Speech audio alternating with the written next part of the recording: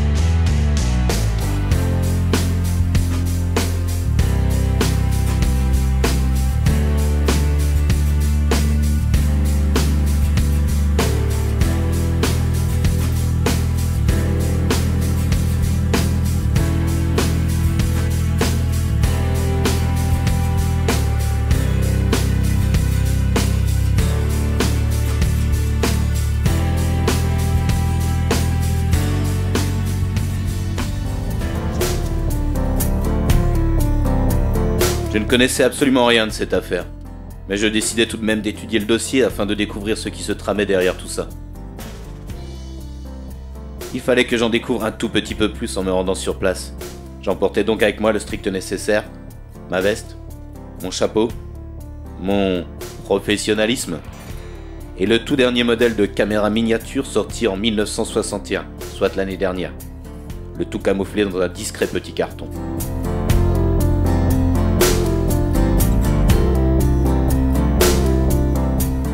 Je crois que la vallée a une grande chance, c'est qu'elle a, et je ne sais pas si d'ailleurs les habitants en sont conscients, elle a une offre d'ores et déjà très riche. Il y a maintenant 2 grands pôles bien structurés.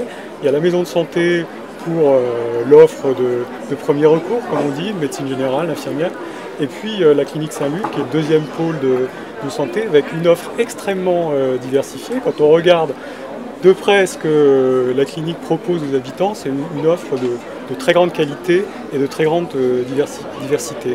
Alors on travaille avec les élus et puis avec le groupe hospitalier Saint-Vincent à voir comment encore on va essayer de perfectionner l'organisation, mais c'est d'ores et déjà quelque chose de très satisfaisant. Écoutez, je crois que tous les jours quand je passe par là, je vois du monde, je vois les parkings qui sont à moitié, même parfois 3/4 remplis, je vois les gamins qui jouent dans le parc, des gens se promener, des services à la population qui sont étoffés, donc on a toutes les raisons d'être satisfait. En plus, le cadre paysager est sympathique, la végétation s'est bien développée sur l'ensemble de l'espace. Donc aujourd'hui, je crois qu'on a trouvé un bon compromis en termes à la fois de services, d'offres d'offres de santé à la population, de lieux de stationnement, de lieux de vie de manière générale.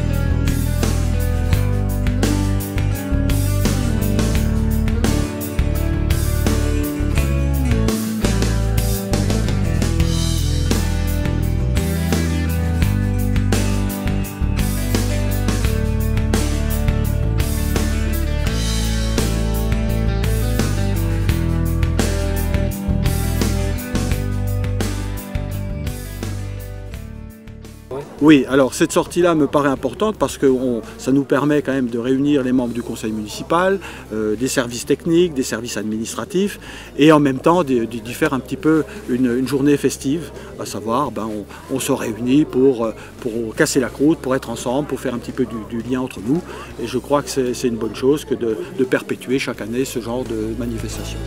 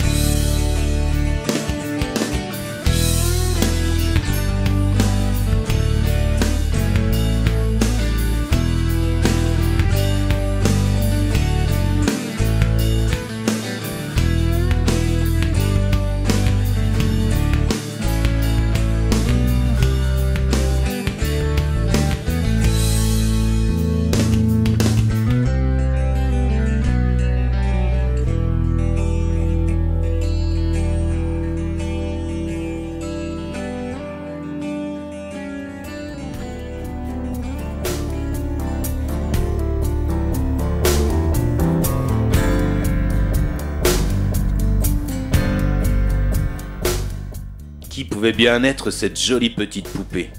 Et que pouvait bien signifier cette histoire de fleurs dont elle ne cessait de parler? Il y en avait partout sur les photos qu'elle venait de sortir. Et derrière tout ceci revenait et encore ce même nom, Schirmeck.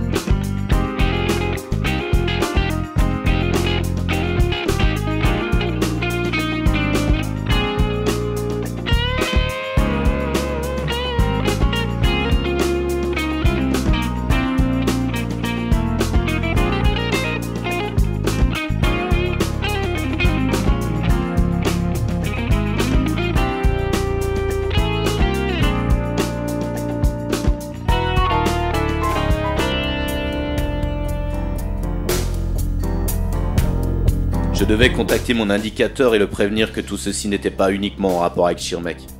L'affaire allait beaucoup plus loin que ça. Je sortais mon téléphone portable de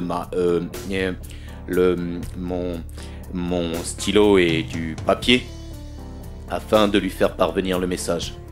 Nous étions assis sur une bombe, prête à exploser.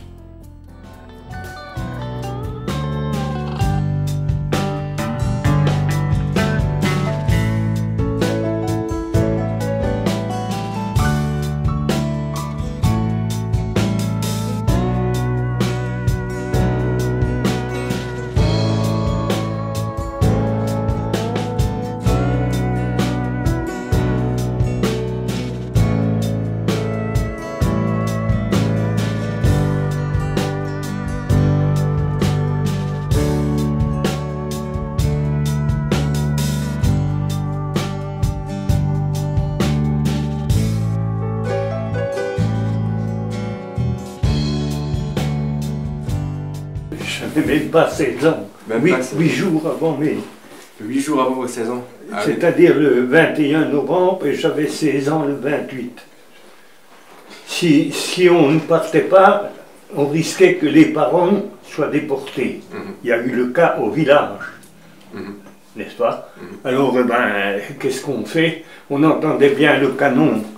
Depuis 2 mois, on entendait le canon derrière le Donon, la Baccarat, tout ça. Mais pendant 2 mois, ça n'a pas bougé. Et si on ne partait pas et que ça durait encore longtemps, les parents ils risquaient d'être déportés.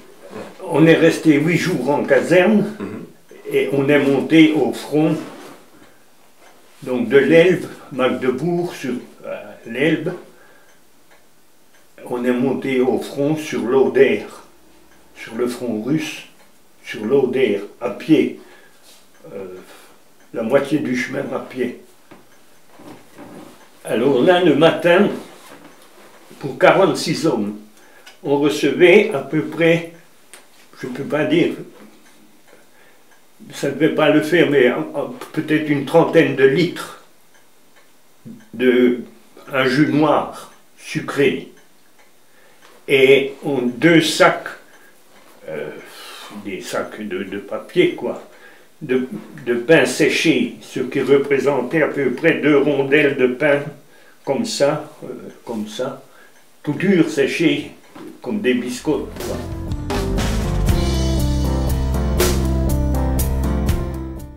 Le mystère était résolu. Le problème ne venait pas de Schirmeck, mais de ceux qui, comme moi, pensaient que notre vallée était encore ancrée dans les années 60. Seulement les preuves étaient là, et personne ne pouvait les réfuter. Schirmeck était bien une ville entièrement implantée dans cette année 2012, à la fois moderne et respectueuse du passé, intégrée à son milieu tout en restant ouverte aux autres. Une ville qui avait été pleinement active en 2012 et le serait, à n'en pas douter, encore en 2013.